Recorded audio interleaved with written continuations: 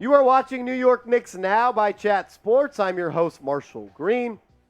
If you want to get your question up on the show, make sure you're subscribed. It's the only way we're going to put questions up on, because we only put questions up from subscribers. It's that easy. We just want to show love to the people that show love to us. So if you want your question featured on the next New York Knicks mailbag, go down right now and hit that big red button. This first one coming in from a real one, Rich Rob. What up, homie? He says, do you think his teammates have any responsibility to push Cam? I ask because if we can unlock Cam, it's out of this world. These are all curious questions.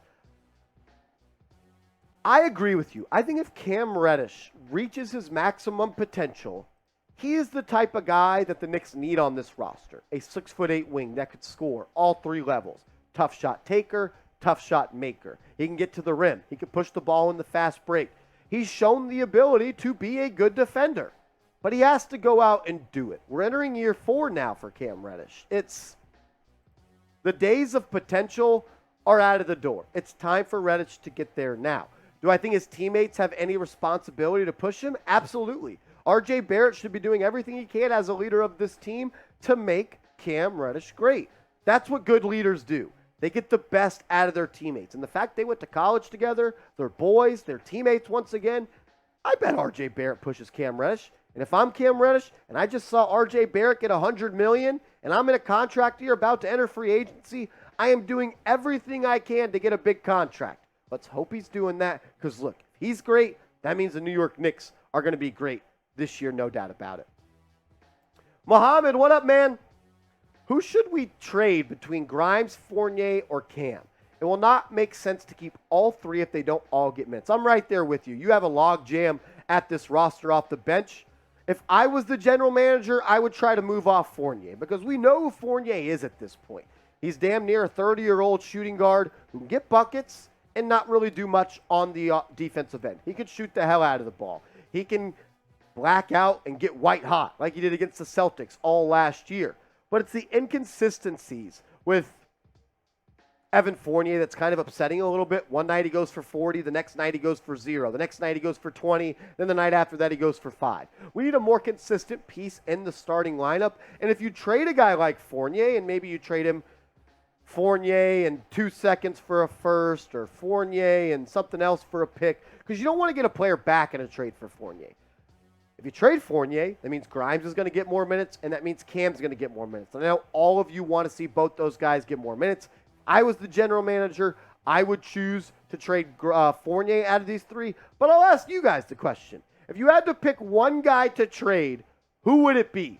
Type 6 for Quentin Grimes, type 13 for Evan Fournier, or 0 for Cam Reddish's new jersey number. Pick one of those guys to trade. 6 for Grimes, 13 for Fournier, or 0 for Cam Reddish. Tricky Nicky, bro, I hope you're having a good day. Good to see you in the chat as always.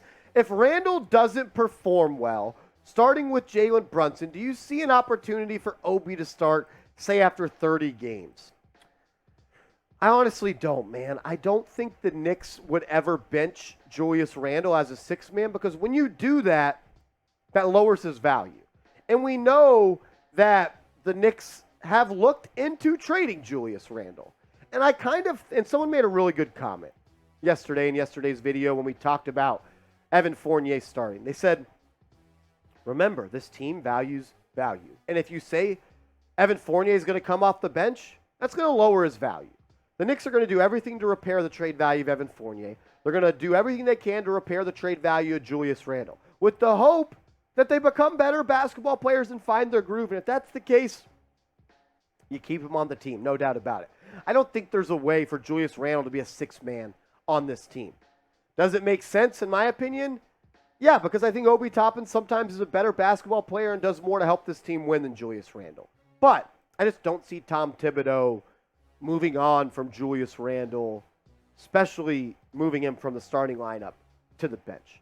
But I'll ask you guys this question because I know a lot of you don't want Julius Randle on the Knicks. So I'll ask you, what is your number one Julius Randle trade destination? If he were to be traded, who is the team that would trade for him? I think it's a really good question, so I'll ask it to you guys. What is Julius Randle's number one trade destination? I think Randle's going to have a good year, has a point guard now to play with. But if the Knicks trade him, what's your number one Randle destination? Jonathan Kwan, what up, man? Who'll be the breakout candidate this year for the Knicks? I have two guys. Julius Randle and Cam Reddish. Those guys are the guys that have to break out. Can Julius Randle get back to being that most improved player that he was in 2020? I think Randle, look, he had a great year in 2020, had a terrible year in 2021. He's got to meet in the middle somewhere.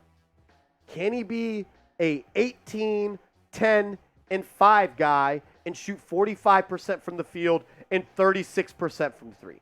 I think that's doable. And I think with a point guard like Jalen Brunson and a point guard like Derrick Rose and a point guard like Emmanuel Quickly, the deepest the Knicks have been at point guard in God knows how long, I think that there's an opportunity for Julius Randle to bounce back. Why can he not? He's in the best shape of his life. I think he's truly recharged. I think his head is where it needs to be. He's saying all the right things at Media Day. I know I don't want to buy too much into that. Talk is cheap and all that. I stand on that. But I do think there's an avenue where Randle can be a great basketball player again. He was so special that year in 2020. The 2021 year makes a lot of us forget that. I've been the leader of trade Julius Randle. But I think I've said this for the past couple of months now. I want to see how he plays with Jalen Brunson. I want to see how he plays with the true point guard. So I'll say Julius Randle and Cam Reddish are my breakout candidates this year for the New York Knicks. Shout out to El Cid. Marshall, what lineup do you see as a second team? Like the bench unit? We'll answer it like this.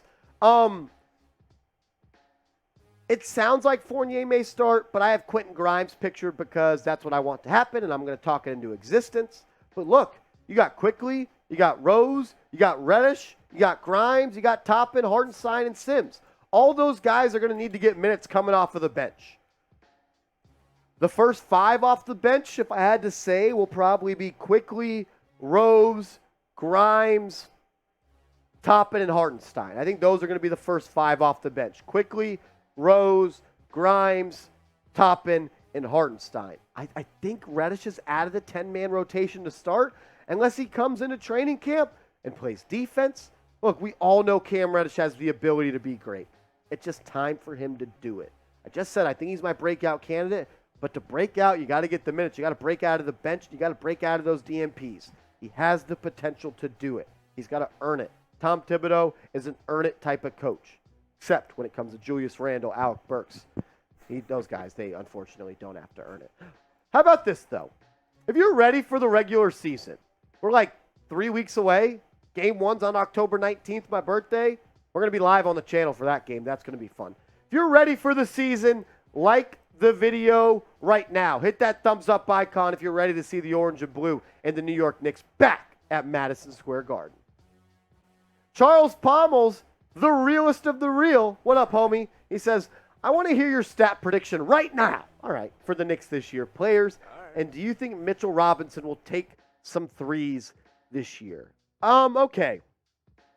I'll do my best here. Let's start with a point guard. Jalen Brunson. Let's get 23 and 7 from Jalen Brunson. 23 points, 7 assists. Let's move on to, I think Fournier is going to start now after Thibodeau said that. Can I get 14 points from Fournier shooting 37% from three? I think that's doable. Can RJ Barrett go 21 points per game, 6 rebounds, and 4 assists, and shoot 45% from the field and 36% from three? Be a more efficient player. I don't need his points per game to go up. I need his efficiency to go up.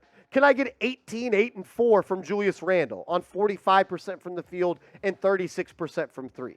Can I get 10 and 10 from Mitchell Robinson? I'd love that. Quickly, can I get 12 points from Quickly? Can I get 12 points from Derrick Rose? Can I get 9, 10 points from Quentin Grimes? Can we get 10 and 8? 11 and 8, 12 and 8 from Obi Toppin. Like, those are what I'm looking for. I think those are all best case scenario. Kind of just a rough estimate there. But I think for sure Jalen Brunson's going to average over 20 points per game this year. I think he's going to replace the engine of this offense. It's no longer going to be Julius Randle. It's going to be Jalen Brunson. And I don't see Mitchell Robinson shooting threes this year, Charles. I know he always posts those videos, but Tom Thibodeau's telling him, stick your big ass on the block catch lobs, offensive rebounds, and just hang out in that dunker spot. Those are my rough stat predictions for the New York Knicks. Charles, good question, bro. Francisco, what up, bro? We should keep D Rose safe till playoffs start, 15 to 20 minutes before the playoffs. In the playoffs, 25 to 30 minutes. What do you guys think?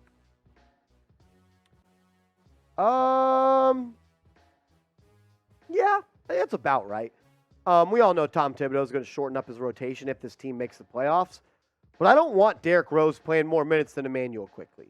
Immanuel Quickley should be the first guard off the bench this year. That's what I want to see. Look, Derrick Rose is a baller. So back at his rookie weight this year. I think he's really going to play good basketball this year. We just need him to stay healthy. If he stays healthy, he's going to be a difference maker. That's what he's been since he got to the New York Knicks. I want Quickley, though, to be the first guard off the bench. Thank you, Francisco. Speaking of D Rose, let's show our guy number 4, Derrick Rose, some love. Drop a rose in the comments because he's the rose that rebloomed in the garden with the New York Knicks. It seemed like his career was over when he left the Knicks and he went to the Cavs. Seems like it was over then. Then he got traded to the Jazz and got bought out.